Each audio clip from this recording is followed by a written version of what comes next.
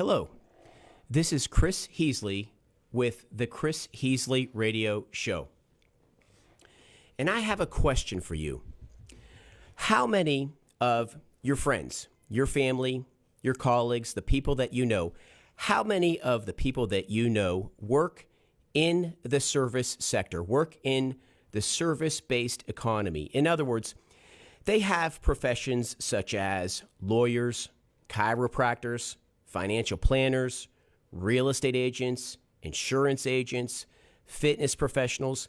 They work in the service sector. I bet it is probably about 9 out of 10 of your friends, of the people that you know, work in the service sector. I have another question for you. I know everybody in the listening audience at one point in time has considered doing a second job, a business on the side, a second business. And why is it that the only opportunities available to us are service-based opportunities? Like, for example, apartment rentals, flipping homes, Subway franchises. It is only the service-based sector that is available to us. And the reason is that it's because our manufacturing sector, our industrial manufacturing base of the country has been obliterated. It's been destroyed. It is down to a rubble. An insignificant portion of our economy, a very tiny portion, remains of our manufacturing sector. It's largely gone. And as a result of that, we all pile up in the service sector. We're all piling up in that one set of jobs. We all are elbow to elbow competing with one another. And quite frankly, we have too many of us in the service sector. We have too many lawyers. We have too many real estate agents. We have too many insurance agents. And I know everyone that's listening right now, they feel the tinge of competition because it's everywhere, because our industrial sector is gone. And we're cannibalizing our economy. It's going away, okay? And what happens when we get to a point where we have completely eroded our economy and we have insurance agents trying to sell insurance policies to other insurance agents? It's coming. Maybe it's already here. But regardless, we are all service-based competitors with one another. And it was not always this way, okay? America, the history of America, America was actually built on a strong base of manufacturing. Manufacturing was actually the bedrock of America for the greater part of American history. Our country, I am from the 1970s. I grew up in the 1970s. And when I was a child, America was self-serving. It was fully self-efficient. It provided the services. It was self-producing. It provided all of the products that it needed to sustain itself. It didn't have to outsource anything. So we had industry across America. Up in the Midwest, there is a line of states. They're called the Industrial Belt. They start at New York. They go to Pennsylvania, Ohio, Michigan, Indiana, and Illinois. And that was at one time called the Industrial Belt because they were pumping out products like you could not imagine. Here in Texas, we had a strong manufacturing sector. We were pumping out things like steel, like fabricated products, like automobiles. It was across America. And that industrial belt, that part of the country up in the Midwest was really, that was really the center of it all. And that part of the country is now called the Rust Belt because the manufacturing sector is gone. And why is it gone? Well, you see, it all started in one city. The one city was the first one to go down. And it's a city called Youngstown, Ohio. And it's actually the city that I'm from. And this city, it was the first shot across our bow from the establishment, from the political class, letting us know that America was going to change, that America would no longer have an industrial base. It would no longer have industrial jobs. It was them letting us know that we were moving to a service sector. It wasn't market forces. It was policy. And what happened in Youngstown, Ohio, this city, it's a small city. It's about the size of Beaumont, Texas. And what happened in 4 short years? Again, this city was pumping out products. It had an economy that outsized its population. It had a Mighty Mouse economy. It was pumping out automobiles and steel and other products. And what happened is in 4 short years, Youngstown got hit first by the establishment, and we lost 17,000 of our best jobs. They were jobs on the riverbed, the steel mill jobs. They were gone. They were not coming back, and that was the establishment letting us know that things were about to change. And what happened is once Youngstown went down, then Trenton, New Jersey went down, then Buffalo, New York went down, Cleveland, Ohio got hit hard. One of our most majestic cities, one of the greatest cities on earth, Detroit, Michigan, got completely obliterated. And then you have small towns like Gary, Indiana, and East St. Louis, Illinois. Beautiful, family-oriented towns that became war zones. They became the murder capitals of the world because the political class did a hit job on our manufacturing sector. And you have to understand why this happened. You see, the political class, American politicians, they do not like Americans. They don't like you. They don't like you because you ask too many questions. You think that the political class serves the citizens, and they don't like that.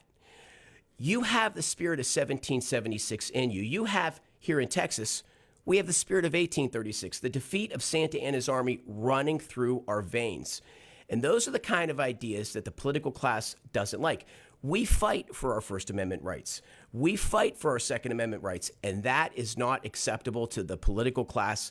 They expect an obedient populace, an obedient citizenry. And for that reason, they took our jobs away from us and they shifted them to China, to communist China, to a people, a very strong people, but unfortunately, they've been defeated. They've been defeated by the political class, and they are now enslaved. They've taken our jobs, shifted them to China, to an enslaved populace. And you know, we lost our jobs, and I don't like the fact that we lost our jobs, but it would be nice if at least one working class was making money out of this. It would be nice if at least the Chinese had a working class, a thriving working class, and they don't. They have, in the LeBron James shoe factories, they have a slave labor class. That's what they have in China. And so they shifted our jobs over there, and they did it on purpose. And it cannot be a coincidence that our jobs went to China, okay? And these are not market forces. This is fully the result of government policy. And see, what they did when they did this, the political class, they are very brilliant. They always keep the finger pointed at you. They say it's your fault so that you never think that it might be them. They say you're too lazy, you expect too much, you want too much money, you're not skilled enough, right? These are the kind of things that they keep on your backs to keep you in your seat and pinned down while they take the jobs over to China. And what happened in Youngstown, Ohio, what happened in these Midwest cities is once our manufacturing sector got obliterated, people went back to school, they got their law degrees, they learned how to do programming, they got real estate license, and they largely moved to Texas to compete with you. That's what happened. They compete with you, and it's not their fault. Their livelihoods were taken away from them by the political class, and as a result, now here we are in Texas, elbow to elbow with our competition, with too many real estate agents, too many insurance professionals, too many attorneys, too many chiropractors, and that is the issue of our day. And so I like to say something about the American people. The American people are a good people. They're a strong people, but they're too kind, and they're too forgiving. And I think that at this point in time, we need to be accusatory because what our political class did, it cannot be a coincidence that the jobs left America and they went to a slave labor economy. We have to be somewhat accusatory towards our political class because the other argument that they always said to us, they say, hey, listen, you know, Americans, you're lazy, you're all this other stuff. But the other thing is that you want cheap T-shirts. And in order for us to give you cheap T-shirts, what we have to do is we have to have a slave labor. By the way, this is an argument that comes out of, its roots are from the antebellum South. It is a completely immoral argument, but it's one that the politicians use on us every day. We have to have slave labor. We have to have slave labor in China. We have to have a migratory invasion on our southern border so that we can have slave labor so you Americans can have cheap T-shirts. That's what the political class does while the political class gets rich. So I've made some strong accusations here, but I'm going to back it up. I'm going to give you one example of policy that the political class did to ensure that these jobs never come back. And what they did a re-entry tax. A re-entry tax. So when American investment leaves the country, what happened? The politicians, they sold it like this. They said, oh, we're going to get tough on these companies. We're going to protect the worker. And if that money ever comes back into America, they will get hit with a stiff fine. Now, any third grader can figure out what that's going to do.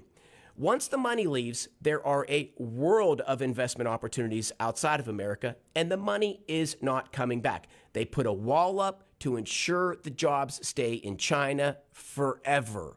That's what they did. That's what your political class did. That's what your elected leaders did. And it's time. This is the Chris Heasley Show, and what we're going to do on this show is we're going to fill you up with ideas, with content, with information, but there's an obligation that comes with this show, and the obligation is that you get politically active at the local level, because we have the political class outnumbered maybe 10,000 to 1. But we are asleep, and it's time for us to wake up and take back our cities, our towns, our country, and make America great again. I want to say one thing. I want you to do one thought exercise for me. If you are an attorney, if you are a real estate agent, I want you to imagine outside of your office, outside of your town, a big old steel mill sets down. A big old manufacturing plant sets down in your town.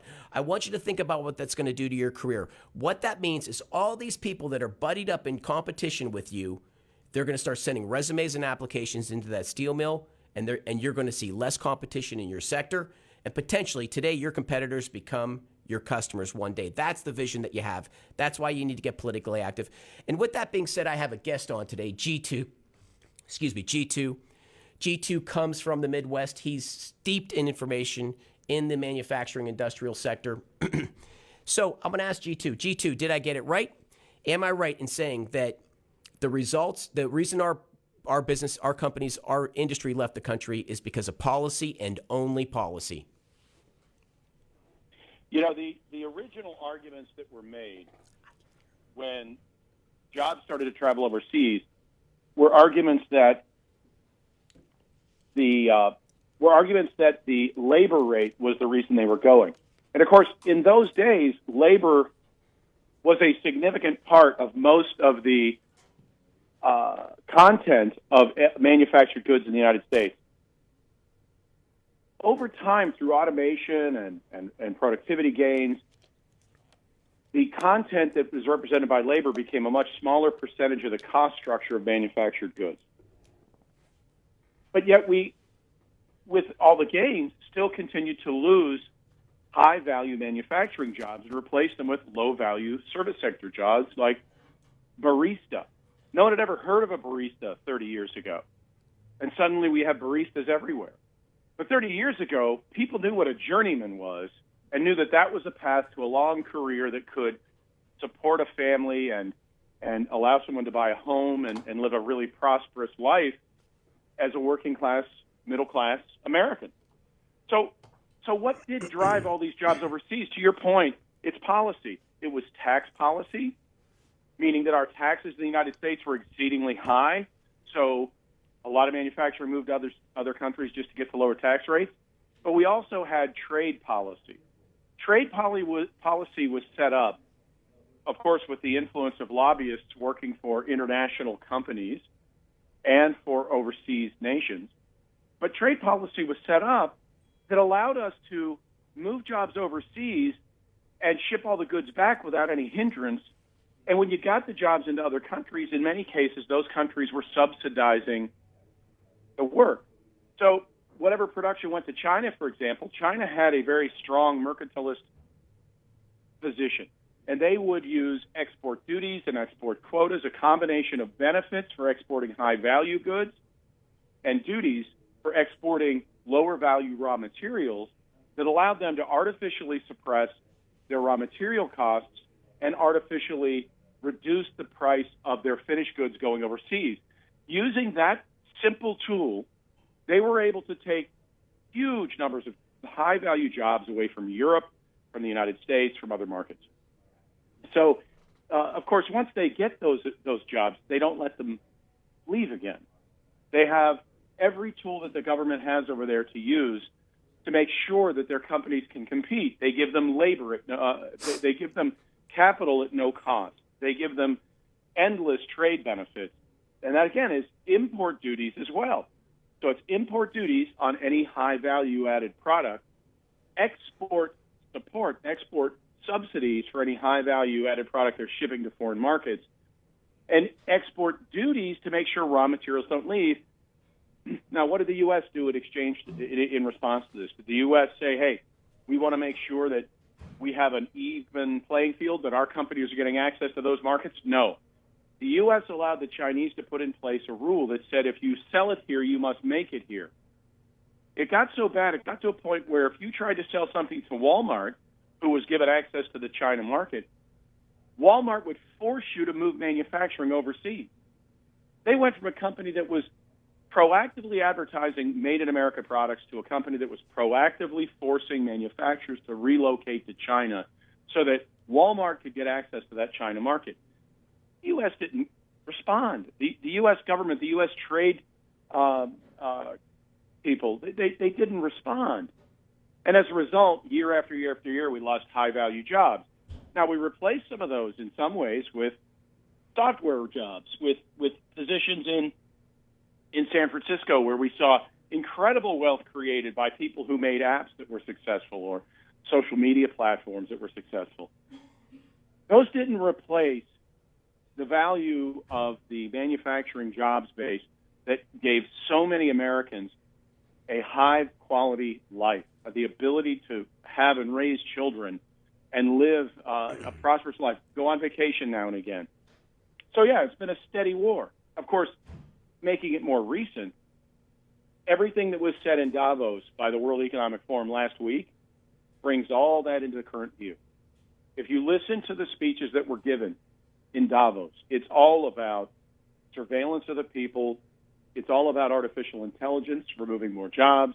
It's all about, in many cases, reducing population. They openly talk about having our population in the world reduced from its current 7 or 8 billion people to maybe 2. So when you say what you said a moment ago, that the public, that the public servant doesn't serve the public, doesn't want you to think it's supposed to serve the public, they want you to think that they are there to serve themselves, because they are. And they are not your friend. How do you know this? Look at the border. Nobody that's defending their nation would allow criminal cartels to ship children, low-cost labor, and endless supplies of deadly drugs that really are nothing short of chemical weapons into your country and have no response. Look at the fight right now between Texas and the feds. Down at Eagle Pass, you've got Texas now stepping up and saying, we're going to stop, we're going to defend the border ourselves. The federal government won't, the state government will. And the federal government is furious that the state government would dare impede the flow of children, workers, and drugs. This is preposterous. This is unimaginable, and yet it's real. So we have a problem, and the problem is what you said. These public servants don't represent the interests of the people. They represent their own petty personal interests.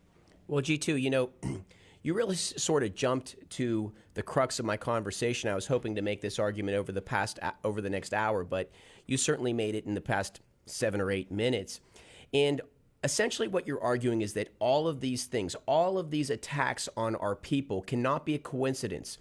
The political class, the politicians, they consider it to be taboo for you to make a personal judgment on them, on their character, on their actions. But it cannot be a coincidence that these dastardly deeds are all happening in one direction against the American people. And I am going to make a very strong argument, which is this is traitorous. This is treason. But I want to make one more argument. One of the things that we always do, we sort of spend our time going after the federal level, the Joe Bidens of the world. And really the truth is Joe Biden has almost no support. There's really nobody that supports him.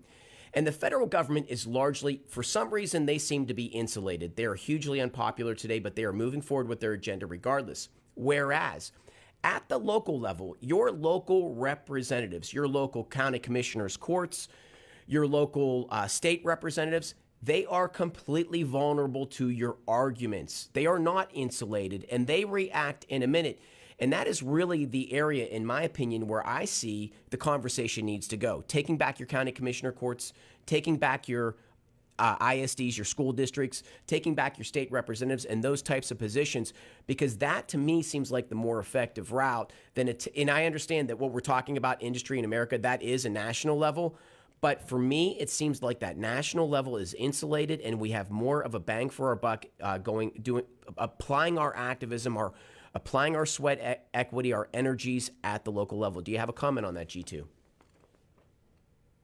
Well, clearly, operating locally is really important. Clearly, the local official is the one you can have the most impact on because they're elected by the smallest number of people. They have the least amount of money to run ads. So active citizens can have a huge impact on local officials. And this does come down to local policy in many ways. You go back to the lockdowns, it was counties and even townships and cities that were imposing those onerous, draconian, unnecessary, harmful policies on people. And if you go overseas and look at a place, for example, like there's a state in India called Uttar Pradesh that has about 237 to 241 million people in it. So it's effectively a large nation. It's bigger than most nations. Their experience with the Fauci virus was much better than the experience that American people had. They had fewer deaths, fewer injuries, and they went into an endemic stage away from a pandemic stage when they were less than 8%, around 8% vaccinated. So, of course, they weren't pushing vaccines, and it made it clear that with their success that they had, that alternative treatments solved the problem and vaccines didn't. So why is it that Uttar Pradesh had such success, but over here we had city councils and counties that were trying to force these onerous conditions on people? Because the city, county, and state officials aren't serving their voters. You know why? The voters are asleep. So I agree with you. If people get active in local issues, attend a county commissioner meeting, attend a township supervisor meeting, go to a school board meeting, educate yourself about what these folks are doing. They have a huge impact on your tax burden, and they decide where a lot of money gets spent.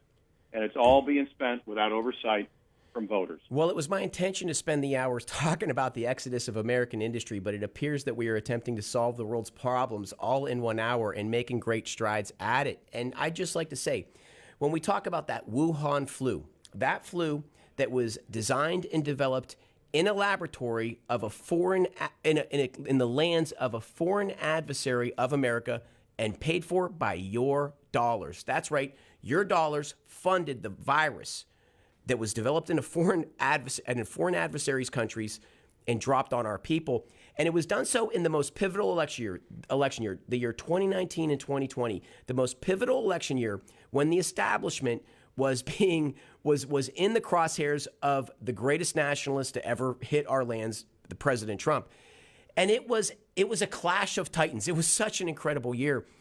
But it is very funny because it appears that the globalist agenda creeps down to the local level, because you mentioned about these county commissioners' courts and that. And if you look at Fort Bend County, it is as if the minute that virus was dropped on our people, they had an action plan in place to get us to a totalitarian state that resembles what was happening in Australia. Australia was the model for all totalitarian governments, where essentially the people could not do a short walk, they could not do a short run, they could not speak out on social media against the local politicians. All of these actions would have a local jackboot officer in your house. There are videos on BitChute of children being ripped out of the arms of parents, held down by local police, and forced vaccinated. And eventually they built camps. And we know when governments build camps, not good things happen. And when you see what happened in Fort Bend County, of course, they have more impediments here because we have that beautiful United States Constitution and we have a rebellious nature in our people. And so they had more impediments, but they certainly were going for it. They did a shutdown of businesses. They did a mask mandate on businesses. We're going to go in more detail on the nefarious nature of that. They masked over the faces of our children. And when Greg Abbott stepped in and said, no more of this mask nonsensing of our kids, again, without parental consent. If you can take the child away from the parent, you have full reign and domain over the rights of the citizenry. When Greg Abbott pulled the masks off the kids, KP George, the county judge, raced to a local court, to overrule Greg Abbott. Why is it so important for a county judge, a man who is his sole job is to run the roads and the infrastructure? Why was it so important for KP George to be able to make decisions about your child? What do you think, G2?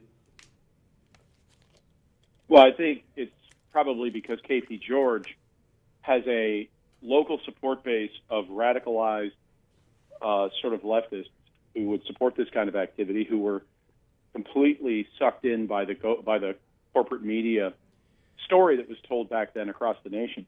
That'd be one thing. And the other thing is, of course, he has another master. He must. Any of these local politicians that acted like that, they weren't thinking of the local voters. They weren't thinking of the local people. They weren't listening to the local parents and the local voters. They were listening to the bigger machine. That could be the state party. It could be the national party, donors. It could be federal agencies that were going to issue grants. You know, a lot of these counties took in a lot of federal grant money, and they spent all that money, and no one really paid attention to where it went. Many of them set up permanent costs. In other words, they used temporary funds to establish permanent expense.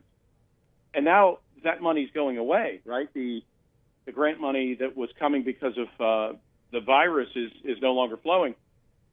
So now they're going to be looking to the people and saying, I've got to raise your taxes in order to keep my employees from being laid off. So you've got permanent expenses that now the voters who maybe weren't paying enough attention in 2020 are going to have to now start paying. That is going to get more people to pay attention. When you start hitting people in the pocket, they do start paying attention. So I'm hopeful for that. But that's the answer to your question.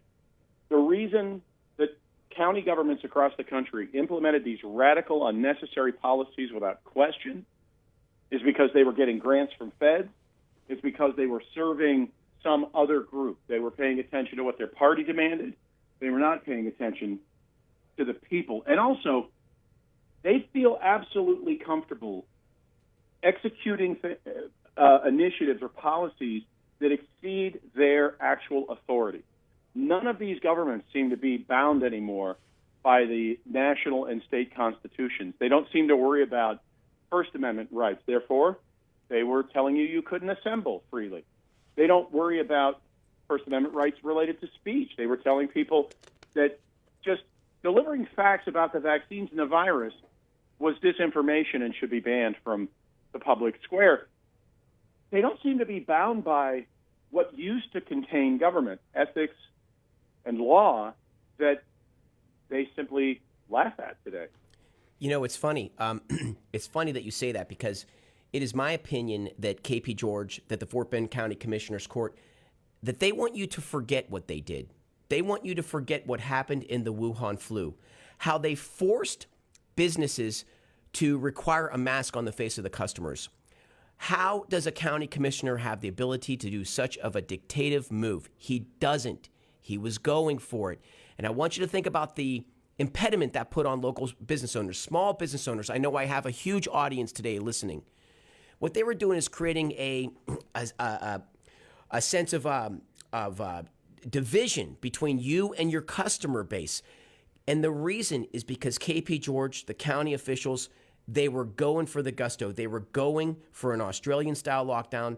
They wanted to have complete control. Their power lust was just salivating, but they didn't want to have to do the dirty work. So they had the business owners do the dirty work.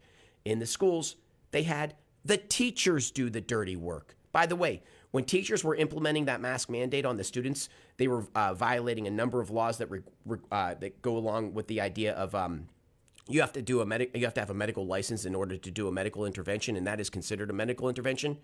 So KP George, the county officials, their actions were placing huge numbers of people in Fort Bend County in harm's way from a legal aspect so that they could get the prize. They could get control over the citizenry, control over the county, and they want you to forget about it. They want you to move on. And isn't it funny, G2, you said that now they have to move towards taxes because this cash wave, this cash tsunami that came with the Wuhan flu has dried up And we have to ask the question, how many people's banks got filled? That's a question for another day. But this massive amount of cash is dried up. And now these politicians, what did they do in Fort Bend County? They passed an $850 million bond. While our dollar is deteriorating, our economy is dying, while inflation is out of control, Fort Bend County officials put another tax on top of the heads of the people of Fort Bend County. Why? Because they don't have the cash from the Wuhan flu any longer. So it goes right along with your ideas, G2. Well, yeah, I mean, I called it the COVID cash cornucopia because it gave these governments endless amounts of money. And, they were, in many cases, they were in debt or facing significant deficits before this came. A lot of the money that was distributed by the federal government was used to shore up government employee pension funds and things of that nature, where in the cities where they had the most egregious spending problems. So that was probably, that's something that obviously these local and city governments loved, and they would do anything to their citizenry in exchange for grants. So yeah, I think this experience we had in 1920-21 as this transition from a prosperous economy that was recovering and gaining great ground to one that is now wholly dependent upon government spending. Remember, the only reason our economy today is even surviving at any level is because we are running $2 trillion deficits at the federal level. Well, of course, those deficits are driving inflation. That inflation is reducing the buying power that all of the American people have with the money that they're earning. So W-2 wages go up at a rate lower than this inflation, and it is in fact the case that the workers are having less money to spend every year. And by workers, I mean W-2 wage earners. If your pay increases haven't exceeded inflation, and the value of your 401k hasn't increased faster than the rate of inflation, then you are less wealthy today. And what they've actually done is printed that money, given it to state and local governments who've spent it somewhere, no one's quite sure where, and then you've ended up with less buying power for the money that you do actually retain. Then they increase taxes to take away more of that money. What's required in all of this to break this cycle of abuse on the people is what you mentioned earlier. It's getting more informed, getting more active, getting active locally, maybe turning off corporate media once in a while and listening, studying, researching with independent media, with independent sources of information, so that you can break free of the sort of, it's almost like we're in a nationwide stupor. G2, you mentioned. Go ahead. I'm sorry, please. Go ahead. No, G2, you said that the country was stabilizing at that time in 2019, 2020. And I'd like to make a point. I started the show off talking about how in the 1970s we saw the political class, the establishment, take the first shot across our bow and initiate the start of the decline of America, where they did a full frontal attack on our manufacturing base. And that's a 40-year development. But I'd like to make something clear. When President Trump came in, he reversed those policies, and that's how it became transparent that it was a policy-based issue. It was entirely policies because he reversed those policies, and the sea legs of industrial manufacturing in America were being reformed. Now, the economy didn't fully rectify, but I can tell you in the industrial Midwest, in these burnt-out towns, people were going back to work. And the plants were being revitalized again. It was happening, so it can all happen. But I'd like to also talk about one other thing. G2 mentioned a lot of times, who are our county officials? Who are our county officials reporting to? Okay?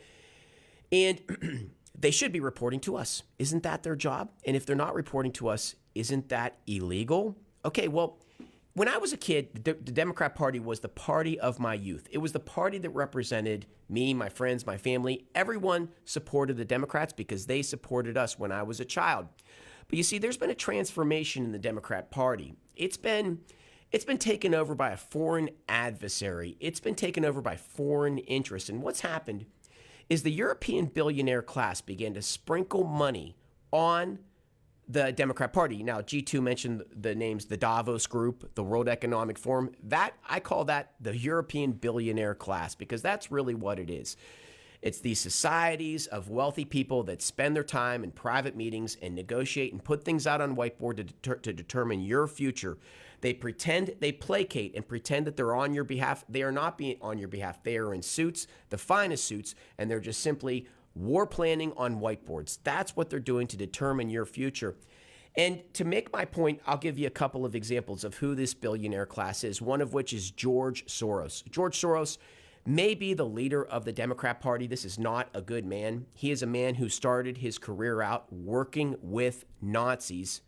He would work with Nazis in the rounding up of Jewish families in World War II. That's what he did. So, for example, if there was an Anne Frank in his neighborhood, someone like an Anne Frank in his neighborhood, it would be George Soros that would work with the Nazis to find that hiding location and deliver that person to the Nazis. That's the head of your Democrat Party, not a guy that you want to be associated with.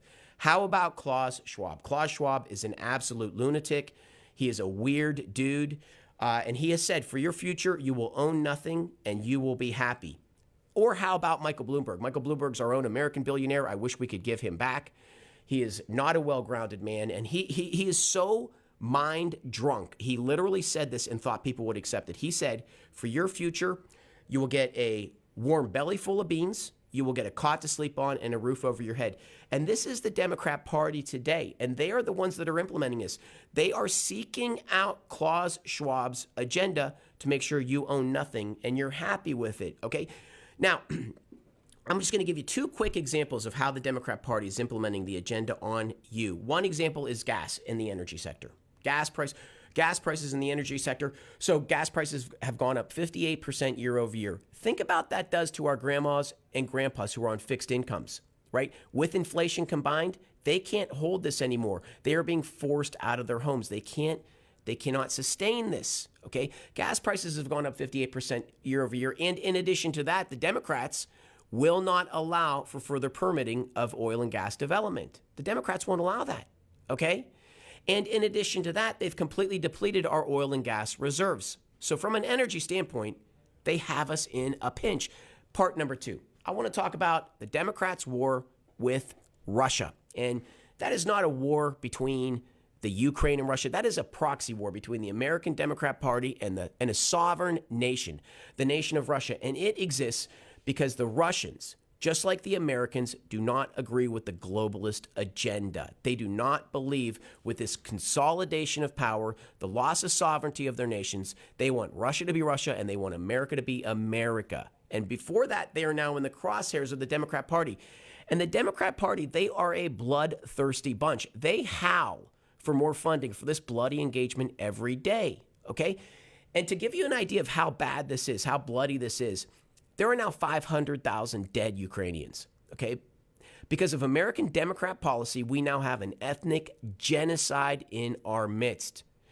So what I am attempting to tell you is that the Democrats are here serving the globalist agenda. Now, there is a portion of the Republicans that are too, and we can talk about that at some time, but it is primarily, the epicenter is in the Democrat Party. And my question for you is this. You have local Democrat representatives. You have Cynthia Ginyard, head of the Democrat Party in Fort Bend County. You have Ron Reynolds, state representative of the Democrat Party. And those people, the local representatives of the Democrat Party, they are people that go to your religious institutions, live in your neighborhoods, go to your churches. Their kids go to the same schools as your kids, so on and so forth. They share the same emergency services. And they should be beholden to you. And if the Democrat Party's interests run counter to the citizens of Fort Bend County and Harris County, the citizens of Texas, it should be your local representatives that turn and confront their own party and stare them straight. But are they doing that? No, they're not doing that. They just simply use the same old cards. They simply continue to call Americans racist, call for the disarmament, gun regulation, which is really disarmament of the American people. They continue to carry out the globalist agenda. And my point is, at one point in time, that Democrat Party was your party, it was my party, and everything is local. And those local reps should be told that they need to get their founding straight, Can you imagine if our local Democrats began representing the interests of the people, if they started to pitch a fit over gas prices, if they started to pitch a fit over the Federal Reserve interest rate hikes? Could you imagine how momentous that would be, what that would do for us? Just trying to get us all on one team. All right, guys. So, G2, what do you think about what I said? Well, you covered a wide range of issues there, but it all comes back to one general theme, which is the interests of the American people don't seem to be the primary focus of our government. Again, we come back to the border as a really good example of that. There is no American citizen who is served by having the border open so that an unending flood of labor, drugs, and children can be smuggled across by global criminal organizations like Zetas and Gulf and Jalisco. So what government would allow that to happen? Why would a government allow their border to remain open? There's some other things. You touched earlier on the influence of foreign governments. You made a comment related to the influence of foreign governments in our policymaking. And there are very few people that know that Dianne Feinstein, a longstanding senator who was once chair of the Senate Intel Committee, had a driver who was a staff member who was involved in a lot of what she did. He was obviously listening to the conversation she was having, and he was an agent of the Chinese Communist Party. He's in prison today. So what we had is somebody who's on the Senate Intelligence Committee who had a staff member who was a Chinese Communist Party spy. How can that be?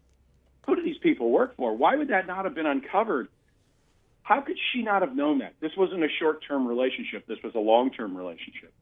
So who do these people work for? And, of course, we all know about Joe Biden's son, Hunter, getting money from Ukrainian gas companies, from the Chinese Communist Party. We know that they went over on Air Force Two with Hunter and Joe together, and he came back and a week later got a significant investment in a private equity fund run by Hunter Biden and John Kerry's stepson, neither of whom had experience in private equity, neither of whom ever had done business in China. That just doesn't happen. That's not normal. Of course we know why it happened. It happened because of who their parents were. Now, when that kind of money, and I believe the investment that was made was in the neighborhood of $1.5 billion, when a Chinese Communist Party bank invests $1.5 billion in a private equity fund run by people who don't know anything about private equity, shouldn't we stop and question what's going on? And then we find out that the phrase 10% for the big guy, we find out about that phrase and what that means. Who do these people work for? Well, they work for themselves. And they'll enrich themselves at our expense and implement policies like an open border that results in a dangerous United States where wages are being suppressed by an abundance of labor supply, and where a chemical weapon like fentanyl is coming in with sufficient volume to kill every American if it was taken, broadly by a bigger population, and where we're losing 100,000 Americans a year to fentanyl, xylazine, and other chemical weapons. It just isn't. It isn't a natural thing for a country's government to facilitate that. And let's be clear, they're facilitating it. They're not stopping it. That's clear. They're preventing states from stopping it. The federal government's in fighting with Texas on the border issue, trying to get them to stop it.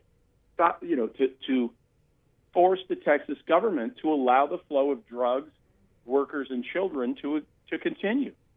What government would do that? Well, of course, the government in 2019 was not doing that. The Trump administration worked really hard to stem the flow of drugs, of children, and of workers. And what did we see for the 3 years from 17 to 19? We saw the first increase in wages for the American people in 3 or 4 decades. The first increase after inflation adjustment in wages for American W-2 wage earners occurred 17, 18, and 19. It was the first time in 30 years that had happened. Why? A tax policy that repatriated $2 trillion of money that had been trapped overseas by the tax rules that you mentioned earlier.